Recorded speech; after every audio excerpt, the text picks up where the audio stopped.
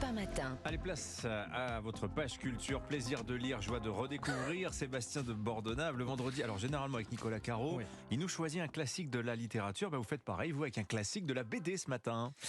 Oui, Dimitri, vous m'avez envoyé un mail hier. Oui, je suis une balance. Vous m'avez écrit tout. avec Nicolas Caro le vendredi. On fait un classique de la littérature. Est-ce que tu pourrais nous parler d'un classique de la BD? Fais-toi plaisir. Tu peux parler des Tuniques bleues ou du déclic de Manara. Alors, je connais pas du tout le déclic de Manara. Voyons. Donc je note, je suis là pour apprendre aussi, Manara. Je vous dirai si j'aime bien. En attendant, j'ai choisi de vous parler de Tintin au Tibet. Alors c'est peut-être pas ma BD préférée, mais c'était l'album préféré d'Hergé. Il le disait dans les interviews, il y a 50 ans, dans une émission de télé appelée Ouvrez les guillemets, présentée par Bernard Pivot, Hergé explique pourquoi. Il dit, parce que dans cette histoire, il n'y a pas de méchant. Dans cette histoire, Tintin fait tout pour secourir Chang. C'est une très belle histoire d'amour, d'amitié. Voilà. En fait, il se reprend, il fait un lapsus qui va rajouter au mystère déjà bien épais autour de la personnalité du dessinateur et de la relation qu'il entretenait avec Chang, qui a vraiment existé. Il s'appelait Chang Chong-jen. Ils se sont rencontrés, ils avaient tous les deux 27 ans, ils se quittaient plus. Bon, c'était surtout pour travailler sur un autre album mythique, Tintin et le Lotus Bleu. Alors, excusez-moi Sébastien, mais même si Hergé a eu des aventures avec un homme, on s'en fiche un peu. Mais totalement, je dirais même plus, on s'en tamponne le sceptre d'autocar. D'autant plus qu'il y a même eu des rumeurs sur l'homosexualité de Tintin. Dans le Times, il y a eu une vraie enquête. Un journaliste a même titré « Bien sûr que Tintin est gay, demandez à Milou ». L'humour anglais, on y revient. En fait, on a tout reproché... Il est complètement asexué, Tintin. Oui, exactement, c'est exactement ça. En fait, on a tout reproché à Hergé. On a tout reproché à Hergé, à commencer par son racisme dans Tintin au Congo, alors que le dessinateur n'avait que 22 ans. Un spécialiste de Tintin m'a fait remarquer un jour que, oui, au début de sa carrière dans Tintin au Congo, Hergé déshumanise par ignorance l'homme africain, et que dans Tintin au Tibet, à la fin de sa carrière, Hergé humanise un animal, le yéti, qui verse une petite larme dans les dernières cases. Voilà une trajectoire de pensée qui devrait nous inciter à ne pas hésiter à nous replonger à la moindre occasion dans l'œuvre vertigineuse du Walt Disney européen, Hergé. Ah, c'est bien vu. Merci beaucoup Sébastien Bordenave. Envie de relire Tintin, du coup. Alors, l'événement du jour, c'est la sortie de l'album. J'ai cherché la comparaison si Hergé était le Walt Disney européen. Ed Sheeran, qui serait-il? En version française? Alors, Sébastien me suggère le Coldplay roux, mais je sais pas, c'est discrimination capillaire, mais il a le droit, il en a pas un sur le caillou. On était sur le physique, alors j'étais sur la musique, moi.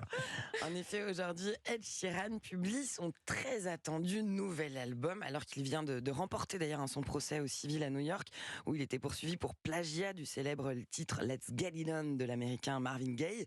Pour mémo, avant de découvrir le nouvel album, Thinking Out Loud, la chanson d'Ed Sheeran qui était au cœur du litige, elle sortait en 2014, elle dépasse aujourd'hui les 3,5 milliards de vues sur YouTube, et elle a été certifiée juste 7 fois disque de platine.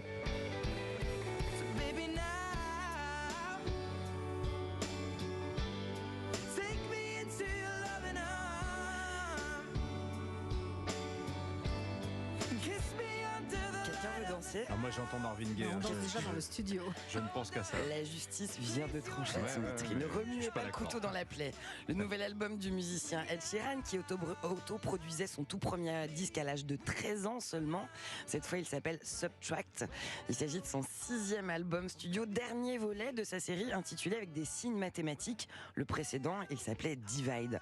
Un disque qui, cette fois, est très imprégné de soul music, au travers duquel il fait face aux événements qui sont venus bouleverser sa vie, la perte d'un ami, la maladie de sa femme alors qu'elle était enceinte. Eyes Closed, le premier single, révèle une facette du chanteur brut et vulnérable. Just dancing with my eyes closed, 'cause everywhere I look I still see you, and time is moving so slow, and I don't know what else that... Le second single de cet album Subtract, il évoque lui aussi des douleurs éprouvées par le chanteur, mais aussi la volonté. C'est beau de ce titre, et c'est la toute première chanson qu'il a écrite pour cet opus, qui est teintée d'émotions sombres, mais aussi portée par l'espoir. Came in for the embers, stayed out for the breeze. I need to feel elements to remind me there's beauty. Ça change du heavy metal, Dimitri. Le piège à filles complet, quoi. Subtract. Le nouveau Ed Sheeran, donc c'est dispo dès aujourd'hui. Merci beaucoup Stéphanie. On va vous retrouver dans Musique ce week-end, samedi, dimanche 16h-17h. Alors demain, Philippe Laville. Tout à fait. Super. Et dimanche, alors parlez-nous un petit peu d'elle, Fatoumata Diawara. Fatoumata Diawara, c'est une chanteuse malienne qui est à la croisée des cultures. Sa musique, elle se nourrit des sonorités africaines traditionnelles, des sonorités digitales occidentales. Sur son dernier album, elle collabore avec la tête pensante de Blur et de Gorillaz, Damon Albarn. Et cet album, il s'appelle London Chaos. London, ouais, entre London et Bamako, je crois que c'était ça le jeu de mots. Exactement. Merci beaucoup Stéphanie Loire, merci Sébastien. semaine prochaine. Merci à tous les deux, merci pour toutes vos découvertes.